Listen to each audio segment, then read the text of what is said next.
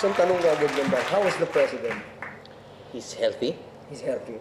And though we do not appreciate the malicious information, I really think it's expected. In fact, if you haven't seen it, it is a very systematic news cycle. It's a vicious news cycle na every month merong bago just to sort of destabilize. Konting panggulo lang. And that's politics. So I is think he affected? I doubt it because I think he's the kind of guy na bahala kayo sa sasabihin nyo, itutuloy ko lang to. And I just keep reminding the supporters, hey, remember this is about numbers. Pa rin, politics is numbers. So pakita nyo pa rin ang suporta nyo until the change comes, until after the change comes, dahil mahabang laban to. Pare, look, he is our 16th president, right? And I don't know, meron akong tendency to make parallelisms. No? Abraham Lincoln, pare, 16th president of the United States. It's the same. 1861 to 1865, dyan nangyari yung mga civil rights na yan and all that. The black laws, the Jim Crow laws, dyan nagsimula kung paano nila sinusubukang patayin yung Jim Crow laws, pare, yung mga things that were prejudicial to the African Americans. Huwag na natin sila i-bordon. Pero ever since then, hanggang kay Martin Luther King, hanggang ngayon, they are still fighting the racial war. Pero pagaling sila ng pagaling, paunti ng paunti, right? And now we have our 16th president. He's finally trying to reverse the slavery that has happened between the upper and the lower. For the last 30 years. For the last 30 years. And maybe even before that, to be fair. No? Pero it has worsened definitely. Why do we expect that this will be solved in these 6 years? I think it will happen maybe faster than yung civil rights ng Amerika. No? Pero why do we criticize the president for at least trying to reverse such a horrible pattern of talagang pagpaapi sa working class? That's right, the proletariat, pare, di ba? At saka anong nangyayari pa niyan?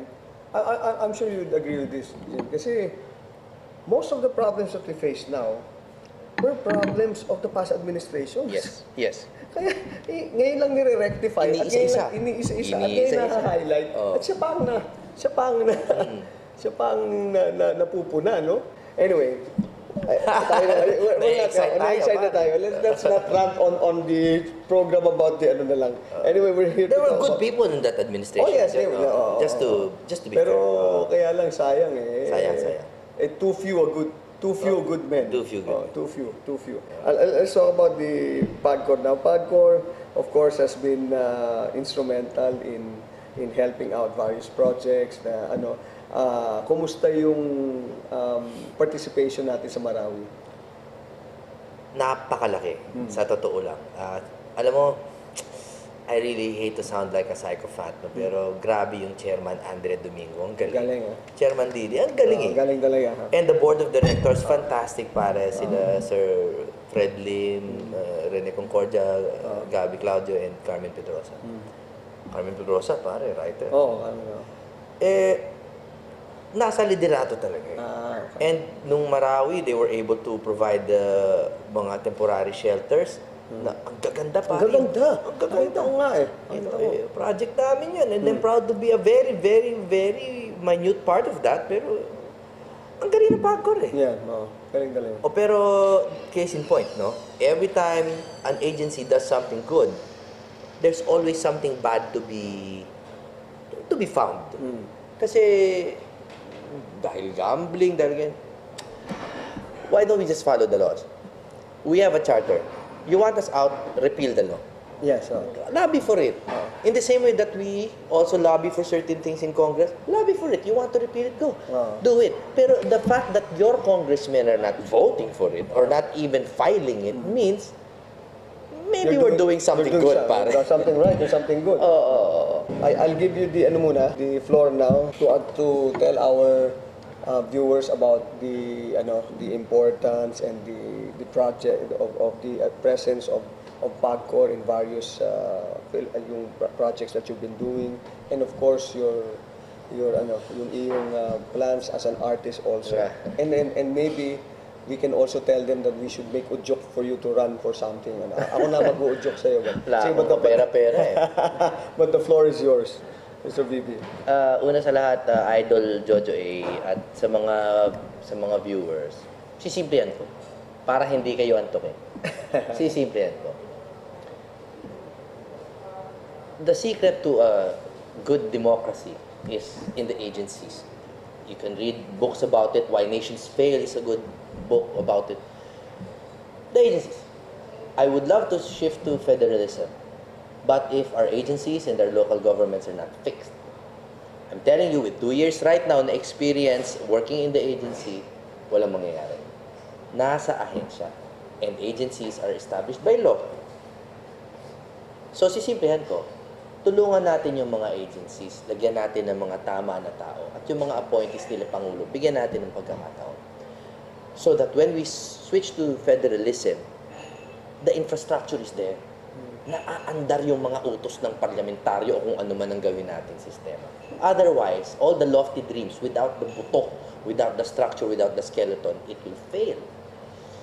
Ang huli kong pakiusap on a personal level, and hindi lang para sa akin, wag din natin sana husgahan yung, not necessarily for Mocha or whoever, pero wag natin husgahan yung tao na iba sa atin.